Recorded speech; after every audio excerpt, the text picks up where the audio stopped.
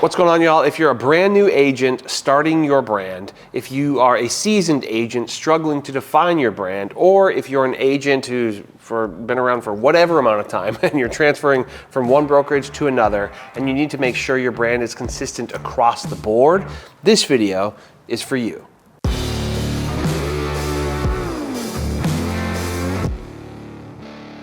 How's it going, y'all? My name is Jesse Lynch. I run multiple real estate teams around the United States, and frankly, I'm only interested in working with agents who want to do things differently. And in this video, I'm basically talking through a branding checklist. I have a link to a PDF in the description, and I wish that there was a video and a checklist like this for me when I made a change and when I got started in real estate too, actually.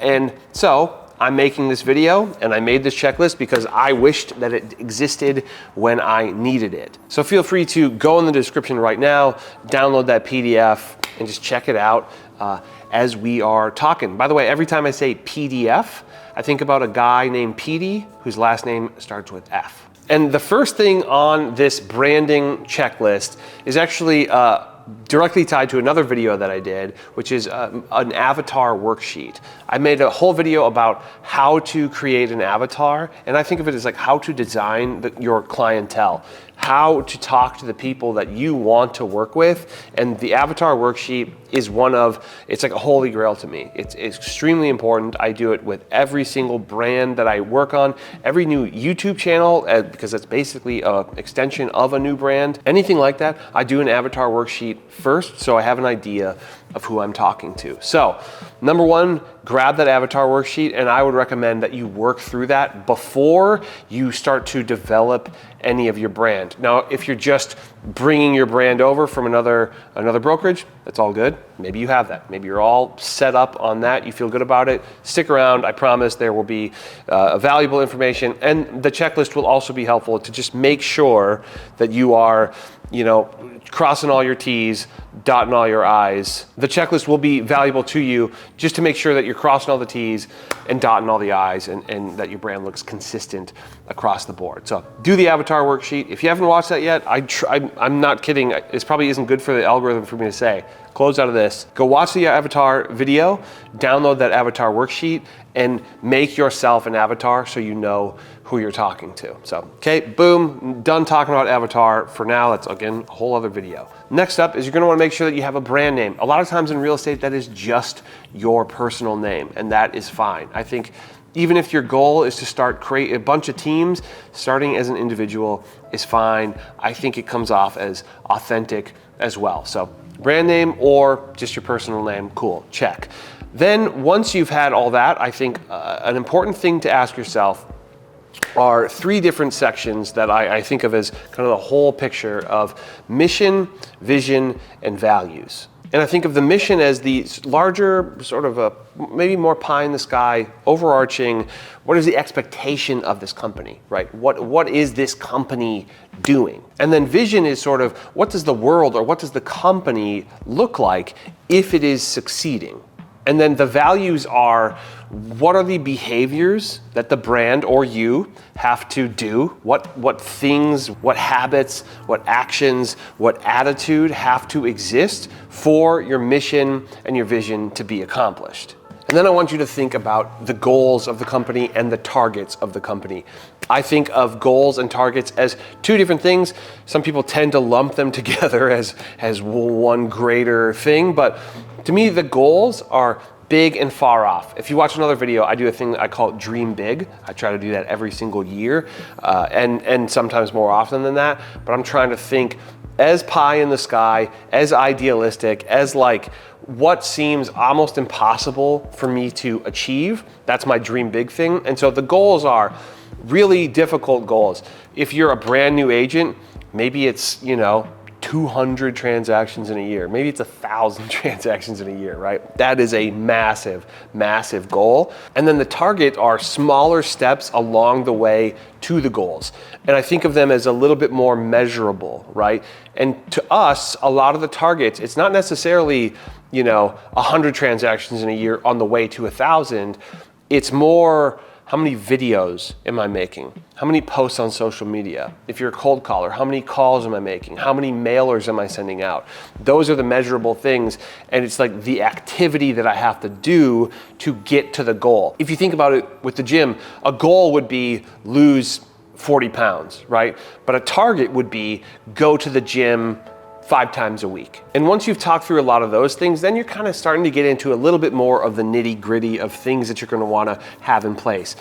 Example, a headshot, right? Unless your brand does not have a face along with it, well, then you don't really need a headshot unless you are going to have a business card attached to the brand and you want to have your face on that business card. Or you intend to have a social presence as the individual behind the brand, then you're probably going to want some kind of headshot. And you're also probably going to want to have it feel somewhat consistent with the brand. By the way, a little thought experiment is there's a lot of people out there who own multiple brands, right? Or who are at least heavily involved in multiple brands. And sometimes those people will have different headshots and different sort of aesthetics that go along with the brand. But I think the ultimate thing is when their brands are all so aligned that they don't need different headshots to align with each thing. They don't need a totally different promotional content if it's going to go out with one thing. They probably do because they probably are really good at creating content, but they don't inherently need to have different identities that go along with their brand. They can be themselves, and that can fit across multiple brands because they've created a level of consistency across multiple brands. Which is why I think a brand logo for a brokerage that is somewhat neutral is super important. There are a lot of brokerage logos out there that I think are so ugly. And I would hate to put my brand next to that logo because I think they don't work together. I'm with Real Broker. If you've been watching this channel, maybe you've seen that. I'm with Real Broker. One of the things I really like about Real Broker is their logo. It's super simple.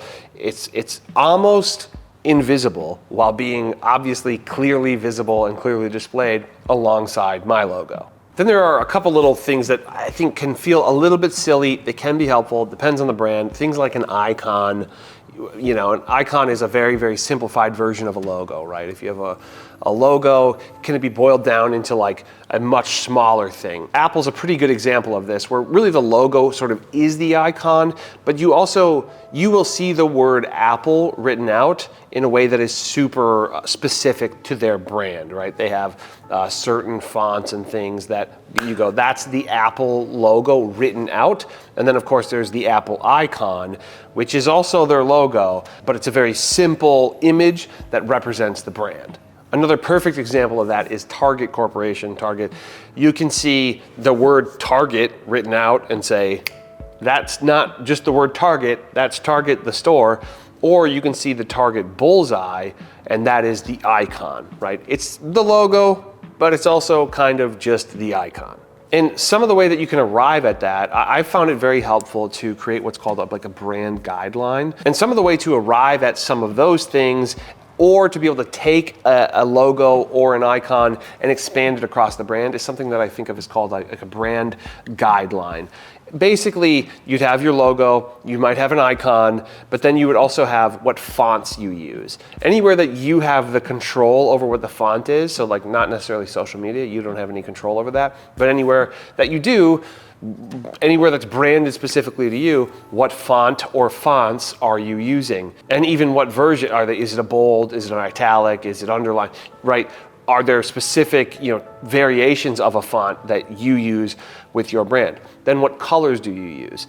I think you can have a primary and like a secondary color, but then you can also have maybe a few other colors that work with your brand. Sometimes that's black, white, and then there's going to be maybe 3 others that could be involved, or maybe 3 different versions of an actual color. So maybe black, white, and then 3 slight variations of blue. I think you'll see on this channel, there's a black, white, and then there's sort of like a gold hue. I actually pulled a lot of that color from this drum kit right here. It's like a gold sparkle finish, and I just thought it looked really cool and kind of kind of timeless, and it feels like very naturally part of the brand because this space is also kind of part of the brand. But fonts, colors, and then even things like what image processing are you going to use? Is it a really heavy-handed edit? Is it a very, very natural edit? Those are things that can all be sort of put into a brand guideline. And then you could also do something like a vision board, but I think vision board is maybe a conversation for another day. Then along with the brand guideline, something to consider is what I think of as like templates for different types of posts. So if it's real estate, which you probably are as you're watching this, maybe what does the template look like that fits your brand that goes with a sold listing or a new listing or coming soon, or we'll do open house posts or sometimes under contract posts. What do those templates look like? If you're not good with that stuff, you could use something like Canva. I think be careful about making sure that it feels authentic to your brand and that you're customizing it to fit your brand and it's not just some generic thing pulled off Canva. But then also templates like video templates where, every time my name comes up on this channel, the goal is for it to look the same, right? I say, hey, my name's Jesse Lynch, and it comes up and it should look about the same every single time. Anytime a text comes on the screen, it should be a font consistent with the fonts on my website or business card or something like that. And those are very, very early on, big picture, I'm creating a brand checklist, but I think they're also pretty important to have in order, and it will make everything you do down the road easier because you're not like, what was that freaking font we use again? You will have a template, you will have a guideline basically in order for that. Also makes editing, makes a new listing, makes something getting under contract and any of those posts much, much easier because you don't have to start something from scratch every single time. It not only is easier, but it helps your brand look more consistent. But now, this is the part that I think I really wanted to get into as I started this, but I thought it would be absurd not to discuss those things early on for brand new agents or agents with fundamentally no brand to speak of. And again, I'm at Real Broker, and I really think it's important to have your own individual brand. I think that's something that Real Broker allows for in a really, really great way. And so that's who I'm talking to on this channel, is people who want to have their own brand. I say that every single video. People who want to do things differently, want to do things their own way. So for anybody who needed it, I hope that first part is helpful. And then this is basically, once you have all that, and maybe if you're already coming over here and you already have a very clear brand identity, well, then what are the things you have to make sure you make consistent with the brand identity, with a new brokerage, or with a new brand? The first thing, and I think this is first because it's probably the most likely to get used or to be observed, is your email signature. People send emails a lot in real estate, and if you are slow to update your email signature, it just might be weird. And also, there's a very strange in-between period if you switch brokerages where you feel like you're not quite compliant or something because you're at a new brokerage, but all of your stuff says a different broker on it or something like that. It's a weird feeling. But the first thing is going to be your email signature because you send emails. You're probably most likely to send an email. And so I think that's the first thing to nip in the bud. Get your email signature all set up with your current brokerage. Then a couple thoughts. Do you have multiple email signatures within your email? One for somebody who is not in your contacts and one for somebody who is? Then just make sure that those are consistent. Dig a little bit deeper. I know Google Suite has different options for those things, so just make sure that's good.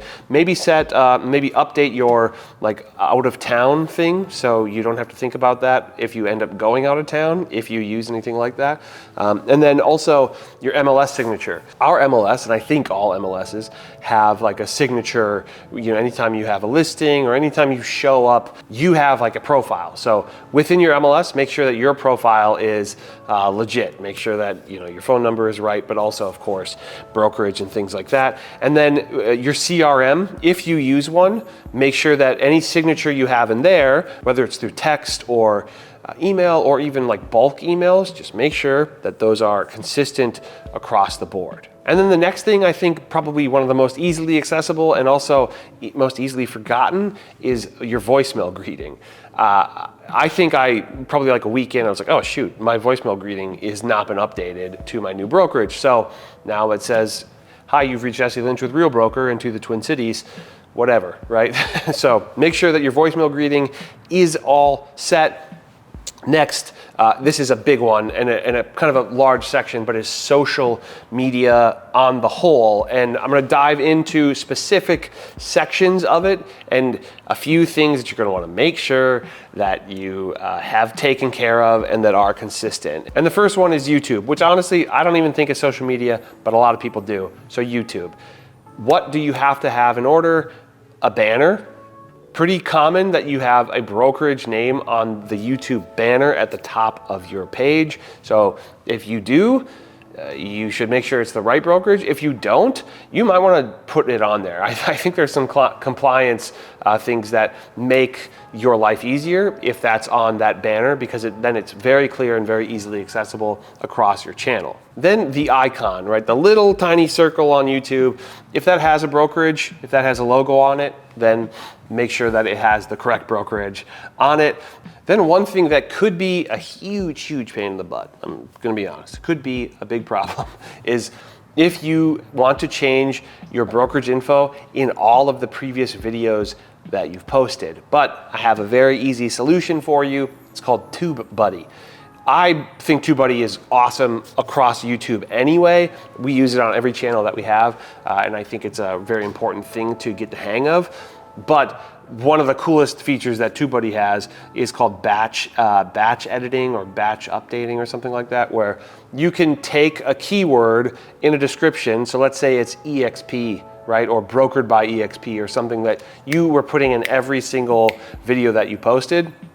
Now you can take EXP and switch it to Real Broker or whatever you happen to be at. For nothing else, just get TubeBuddy for a month and do that because it will be a massive time saver. And I think it's probably like $15 or something like that for a single month. One thing I really hope you don't have to update are thumbnails, because batch updating a thumbnail could be a bit of a nightmare. I don't put my brokerage name on my thumbnails unless it was like a video about the brokerage, I guess. But I don't put the brokerage logo on my thumbnails because I try really hard to make my brokerage logo super visible in every other way, basically. And then if you have any old videos hyping up your old brokerage and maybe you don't, agree with that anymore, maybe it's time to take those down. Next up, I'm going to try to go quick with these. Facebook, okay? You have a personal Facebook and a business Facebook, maybe.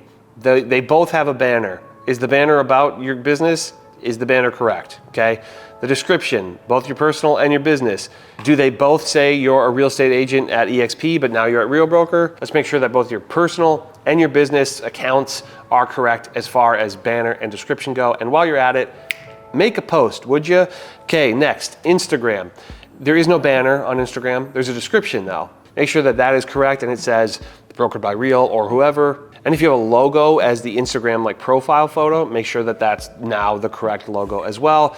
Are there any links? Are the links correct? Does it go to an old brokerage website or does it go to your personal website, which we'll talk about more in a little bit. And while you're at it, make a post. LinkedIn has a banner. Make sure it's consistent. Make sure it's consistent with the brand and also your potentially new brokerage.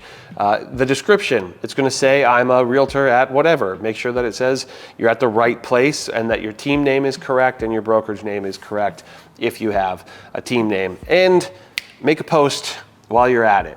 TikTok has like a little profile image and it has a description. Make sure those are good and make a post while you're at it. And next up are really big ones. Website. Does your website need to be updated? Does it have incorrect logos of previous brokerages, previous brand attempts that you made maybe? Is the about section wrong? Is the contact info wrong? Updating a website can be a bit of a task, but you know, it's a necessary responsibility if you have one. So just make sure that's all good. Make sure the contact forms are going to the right email. If you changed emails, all that stuff. Just make sure that when people try to get a hold of you, they can get a hold of you. And if you have a website at all, right? If you have your own personal website at all, that is, of course, I guess now would be a good time to ask, is it time for a new website? Is my brand totally different? Should I fully change my website? Or is my brand still fairly in line with my website? Or is my website dead and I don't really use it? Then I would ask, should you even have it? If you do have one, it should be consistent with your brand, and I think it should be worth a dang because people might check it out. And if they do, and it sucks, they might think that you suck. And now this one I've saved for toward the end. And one thing I forgot to mention about social media or website or whatever, if you've changed any of those handles, if maybe you were like, you know, EXP Paul or something like that, okay, well, you're not anymore. So make sure that your handle is consistent with your new brand or however that looks. But so in the event that you change any handles or you fully changed an email, right? Maybe you just had your old brokerage email and now you have a new brokerage email, or you decided to upgrade to more a branded email, which by the way, if you're watching this as a new agent, I think you should just get your own branded email and not be through your brokerage's email no matter what, because there is a decent chance that you will switch brokerage at some point, and to migrate everything over from a brokerage email is a pain in the butt. And so if you've changed any of those things, email, handles on social media, maybe address of your brokerage or of your office or something like that, and you want to have that on a business card, you're going to want to make sure that you've done all those changes before you change and print business cards. Otherwise, your brand might have changed and then you'll need new business cards again. And then in the chance that you have third-party sites that you use like Zillow or Realtor.com to get leads, come on, what are we doing? That's not what we're doing on this channel. If you are, then change it, but also maybe change how you're approaching things, because mostly you're gonna lose power slowly over time on those things. You gotta build your brand. I'll see you in the next one. Hit me up on my website, jesselynch.co. Bye-bye.